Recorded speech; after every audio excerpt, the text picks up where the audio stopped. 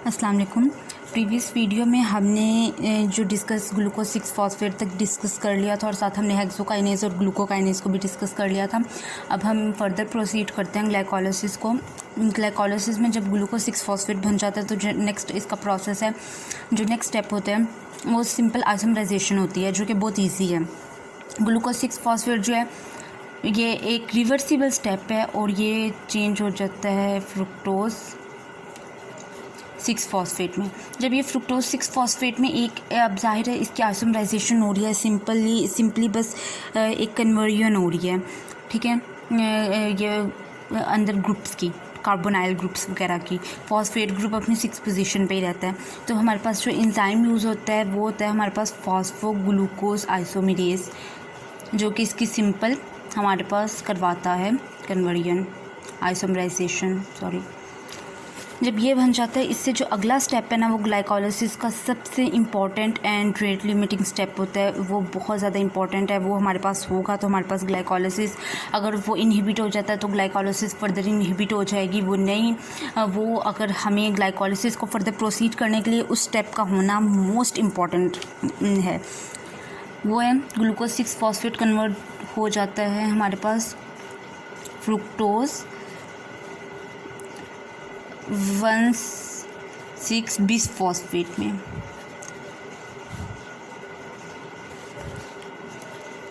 अब 1,6 जो bis phosphate है ना, इसकी ये भी एक फॉस्फोराइलेटेड स्टेप है। इसके अंदर भी फॉस्फोराइलेशन होनी है, एटीपी ने एडीपी में कन्वर्ट होना है और इसके लिए हमें स्पेशल इसकी रेगुलेशन, इस स्टेप की रेगुलेशन करनी पड़ती है कि कौन कौन सी फैक्टर्स होंगे जो इस स्टेप को प्रोसीड करेंगे, कौन कौन सी चीज़ें जो इस स्टेप को इनहिबिट करेंगी।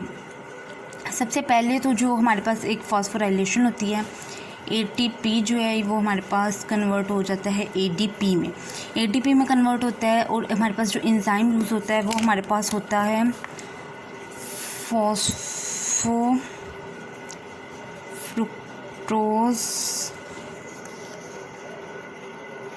काइनेज 1, ठीक है। ये वाला एंजाइम हमारे पास यूज़ होता है और जो चीज़ें इसकी करवा रही होती हैं, एक तो जो स्टेप इसको प्रोसीड कर रहा होता है जिसकी वजह से ये बहुत ज़्यादा प्रोसीड करता है, वो होता है हमारे पास एडीपी, जो इस स्टेप को प्रोसीड करवा रहा होता है। हाई लेवल ऑफ एडीपी होगा तो ये स्टेप जो है वो आगे प्रोसीड करेगा। अगर और जो इस स्टेप को इनहिबिट कर रहे होते हैं उसके अंदर हमारे पास आ जाते हैं एटीपी और सिट्रेट आ जाता है। ये दो ऐसी चीज़ें जो स्टेप को इनहिबिट करेंगी। एटीपी और सिट्रेट जो स्टेप को इनहिबिट इसलिए करते हैं क्योंकि ग्लाइकोलाइसिस का मेन पर्पस क्या है हमारी बॉडी में, एनर्जी प्रोडक्शन करना है। क्योंकि ग्लाइकोलाइसिस ने ग्लूकोज ने पायरुवेट में कन्वर्ट होना है, पायरुवेट ने एसिटाइल कोइल में और एसिटाइल कोइल ने आगे जाके हमारे पास क्रेब्स साइकिल शुरू कर देनी है। क्रेब्स साइकिल से हमारे पास एटीपी प्रोड्यूस होने हैं। अगर हमारी बॉडी में ऑलरेडी एटीपी है तो फिर हमारी बॉडी में ये प्रोडक्शन नहीं होगी, ठीक है। फिर हमें ग्लाइकोलाइसिस की ज़रूरत नहीं है, ठीक है, इतनी ज़्यादा। इस और सिट्रेट भी जो है ये हमारी टीसीए साइकिल का ही एक जो है वो सबस्ट्रेट है, प्रोडक्ट है, मतलब एक सबस्ट्रेट है टीसीए साइकिल का कि ये मिलके बनते हैं, ये आगे से फिर आगे फर्दर साइकिल प्रोसीड करती है। अब इधर एक और चीज़ है, ये दो तो होगी, इधर एक एलोस्टेरिक इसकी रेगुलेशन है और वो हमारे पास होती है फ्रुक्टोज 2,6 बिस फॉस्फेट से। वो हमारे पास होती है फ्रुक्टोज 2,6 बिस फॉस्फेट से। अब जो ये फ्रुक्टोज 2,6 बिस फॉस्फेट है ना, ये एक बहुत इम्पॉर्टेंट जिसको हम कहते हैं ना कि इसका एक लिमिटिंग जो एलोस्टेरिक एंजाइम कह लें या एक लिमिटिंग फैक्टर है इसका, बहुत इम्पॉर्टेंट। अगर ये है ना, बेशक जितना मर्जी भी एटीपी हमारी बॉडी में है फिर भी हमारी बॉडी में ग्लाइकोलाइसिस होती रहेगी। इसको हम थोड़ा सा डिस्कस कर लेते हैं फ्रुक्टोज 2,6 बिस फॉस्फेट को। फ्रुक्टोज 2,6 बिस फॉस्फेट जो है ये हमारी बॉडी में रेगुलेट होता है, मतलब कि इसका प्रोडक्शन एंजाइम जो इसको प्रोड्यूस करता है वो हमारे पास है फॉस्फोफ्रुक्टोज काइनेज 2, फॉस्फोफ्रुक्टोज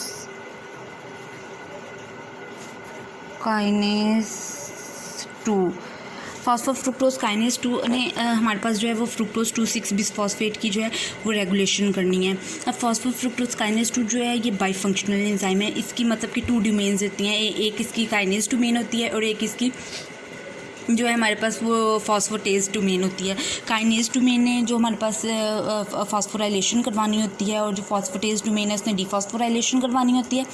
इसके अब ये हमारी बॉडी में तब एक्ट करता है जब हमारी बॉडी मेनली 2 स्टेजेस से कॉप करती है। उसके अंदर एक तो हमारी बॉडी में आ जाती है वेलफेड स्टेज और दूसरी हमारे पास आ जाती है फास्टिंग स्टेज।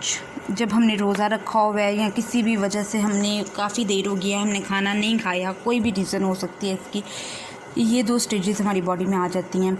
वेलफेड स्टेज में पहले हम इसको डिस्कस कर लेते हैं। जैसे वेलफेड स्टेज है, हमने बहुत ज़्यादा अच्छा खाना खाया हुआ है, हम कार्बोहाइड्रेट मील हमने लिया हुआ है, हमारी बॉडी में जो है वो ग्लूकोज़ का लेवल जो है वो बहुत ज़्यादा हाई है, ग्लूकोज़ बहुत ज़्यादा है और ऑटोमेटिकली हमारी बॉडी में इंसुलिन भी फिर ज़्यादा होगा और इंसुलिन ज़्यादा होगा हमारी बॉडी में तो हाई लेवल ऑफ हमारी बॉडी में लो लेवल ऑफ ग्लूकागॉन होगा। अब ये जो हाई लेवल ऑफ इंसुलिन और जो हाई लेवल ऑफ ग्लूकोज है ना, ये करवाते हैं डीफॉस्फोराइलेशन। ठीक है, डीफॉस्फोराइलेशन ऑफ फॉस्फोफ्रुक्टोज काइनेज 2। जब फॉस्फोफ्रुक्टोज काइनेज 2 की डीफॉस्फोराइलेशन होती है ना, ये वेलफेड स्टेज में ये जो इंजाइम तो ये इंजाइम जो है ये डीफॉस्फोराइलेट हो जाएगा। ठीक है, वेलफेड स्टेट में जब ये इंजाइम डीफॉस्फोराइलेट होगा तो ये फॉस्फोफ्रुक्टोज काइनेज 2 जो है ये एक्टिव हो जाएगा। तो एक्टिव होकर ये हमारे पास डीफॉस्फोराइलेटेड फॉर्म में, मैं इधर लिख लूँ, डीफॉस्फोराइलेटेड और ये हो जाएगा हमारे पास एक्टिव। और जब ये हमारे पास एक्टिव होगा तो ये आगे से हमारे पास बनाएगा फ्रुक्टोज 2,6 बिसफॉस्फेट और ये जो 2,6 बिसफॉस्फेट है ये हमारे पास जाकर आगे से फिर कर देगा हमारे पास फॉस्फोराइलेशन। ठीक है, मतलब कि ये आगे से जाके इसको करेगा और फिर आगे से इसकी फॉस्फोराइलेशन करेगा। ये हमारी वेलफेड स्टेट है। एक बार मैं दोबारा बताती हूँ, जब हमारी बॉडी में बहुत ज़्यादा लेवल ऑफ ग्लूकोज होता है और साथ में बहुत ज़्यादा लेवल ऑफ इंसुलिन होता है तो हमारी बॉडी में ग्लूकागॉन का लेवल ऑटोमेटिकली कम हो जाता है। ये जो हाई लेवल ऑफ इंसुलिन है ना, ये आगे जाके एक ये भी थोड़ा सा इसका आता है ग्लूकागॉन का, कि ग्लूकागॉन जाके हमारे पास एडेनालाइन साइक्लेज को करता है, वो एक सारा प्रोसेस है, वो बाद में आएगा। पर अभी जो होता है ना, जब ये ग्लूकागॉन का लेवल कम हो जाता है ना तो हमारी बॉडी में ज़्यादा से ज़्यादा हर चीज़ की डीफॉस्फोराइलेशन फॉर्म जो है होती है वो हो जाती है। कोई चीज़ें होती हैं वो डीफॉस्फोराइलेटेड फॉर्म में एक्टिव होती हैं, कुछ जो होते हैं वो फॉस्फोराइलेटेड फॉर्म में एक्टिव होती हैं। ये जो फॉस्फोफ्रुक्टोज काइनेज 2 है ये डीफॉस्फोराइलेट हो जाता है। ये डीफॉस्फोराइलेट हो जाता है तो ये एक्टिव कर देता है फ्रुक्टोज 2,6 बिसफॉस्फेट को। फ्रुक्टोज 2,6 बिसफॉस्फेट को मतलब बिसफॉस्फेट की प्रोडक्शन ज़्यादा हो जाती है। जब इसकी प्रोडक्शन ज़्यादा होगी तो ऑटोमेटिकली फिर ये जाके हमारे पास करेगा एलोस्टेटिकली एक्टिव करेगा फ्रुक्टोज काइनेज 2 को और ये फ्रुक्टोज काइनेज 2 फिर कन्वर्ट करेगा फ्रुक्टोज 1,6 बिसफॉस्फेट को फ्रुक्टोज 6 फॉस्फेट को फ्रुक्टोज 1,6 बिसफॉस्फेट में। ये हमारी होगी वेलफेड स्टेट। अब आगे आ जाते हैं, साथ ही हमारी आ जाती है फास्टिंग स्टेट। फास्टिंग स्टेट में हमारी बॉडी में जो है वो इंसुलिन का लेवल बहुत ज़्यादा कम होता है बिकॉज कि हमारी बॉडी में ग्लूकोज बहुत ज़्यादा कम हो गया होता है। जब हमारी बॉडी में ग्लूकोज बहुत ज़्यादा कम होगा तो ग्लूकागॉन का लेवल बहुत ज़्यादा हाई हो जाएगा। अब ये ग्लूकागॉन का जो हाई लेवल है ना, ये हमारे पास करवा देता है फ्रुक्टोज फॉस्फोफ्रुक्टोज काइनेज 2 की फॉस्फोराइलेशन। जब ये फॉस्फोराइलेशन करवा देता है तो ये हमारे पास कन्वर्ट हो जाता है इनएक्टिव फॉर्म में। इनएक्टिव फॉर्म जो है वो आगे से हमारे पास जो है एटीपी की ये वाला स्टेप इसका मतलब कि फ्रुक्टोज 2,6 बिसफॉस्फेट की प्रोडक्शन हमारे पास नहीं होती। ठीक है, इसका लेवल हमारी बॉडी में जो है फ्रुक्टोज 2,6 बिसफॉस्फेट का लेवल हमारी बॉडी में कम होने लग पड़ता है और जब ये हमारी बॉडी में कम होने लग पड़ता है तो हमारे पास आगे जो है ग्लाइकोलाइसिस फर्दर प्रोसीड नहीं होती। ठीक है, इसका ये भी है कि हमने बॉडी में ग्लूकोज़ के एक लेवल को मेंटेन करना है। हमने ग्लूकोज़ के लेवल को बहुत ज़्यादा नीचे भी नहीं जाने देना और हमने उसके लेवल को बहुत ज़्यादा ऊपर भी नहीं जाने देना। जब हम बहुत ज़्यादा फास्टिंग कर रहे हैं, हम कोई ग्लूकोज़ का लेवल नहीं, ग्लूकोज़ वाली कोई चीज़ नहीं ले रहे हैं। अब ज़ाहिर है ग्लाइकोलाइसिस होती रही, हमें एटीपी मिलती रही, पर एक लेवल आएगा कि वो मिलना मतलब ग्लूकोज़ हमारी बॉडी में ज़्यादा नहीं रहेगा।